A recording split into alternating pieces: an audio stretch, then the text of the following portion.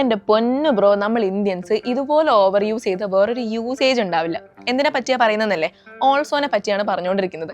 അതായത് ഒരു കാര്യത്തിന് മറ്റൊന്നുമായിട്ട് ആഡ് ഓൺ ചെയ്ത് പറയാൻ വേണ്ടിയിട്ട്, ഇപ്പം നമ്മൾ അവളെയും കൂടെയും അല്ലെങ്കിൽ അതും കൂടെയും എന്നൊക്കെ പറയാൻ വേണ്ടിയിട്ട് നമ്മൾ യൂസ് ചെയ്യുന്ന ഒരു യൂസേജ് അല്ലേ ഓൾസോ.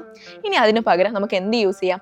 ആസ് വെൽ എന്ന് യൂസ് ചെയ്യാം. ഓക്കെ, കുറച്ച് എക്സാമ്പിൾസ് നോക്കാം. അപ്പോൾ കാര്യങ്ങൾ കുറച്ചുകൂടെ ക്ലിയർ ആയിരിക്കും. ഇപ്പോൾ നമ്മളൊരു ഷോപ്പിൽ പോയി, അവിടെ നമ്മൾ കുറച്ച് സാധനങ്ങളൊക്കെ വാങ്ങിച്ചു. അപ്പോൾ നമ്മളിങ്ങനെ നോക്കിയപ്പോൾ അത് നല്ല അടിപൊളിയാണ്. അപ്പോൾ ഞാൻ കടക്കാരനോട് ഇങ്ങനെ പറയാണ്, എനിക്ക് അതും കൂടെ വേണം. അതെങ്ങനെയാണ് നമ്മൾ ഇംഗ്ലീഷിൽ പറയാം?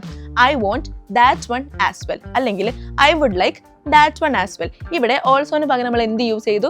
ആസ് വെൽ എന്ന് യൂസ് ചെയ്തു. വേറൊരു എക്സാമ്പിൾ, എൻ്റെ കല്യാണമാണ്. അപ്പോൾ ഞാൻ എൻ്റെ ഒരു ഫ്രണ്ടിൻ്റെ അടുത്ത് പറയാണ്, നീ എന്തായാലും വരണം, കൂടെ നിൻ്റെ വൈഫിനെയും കൂടെ കൊണ്ടുവരണം. എങ്ങനെയാ പറയാം?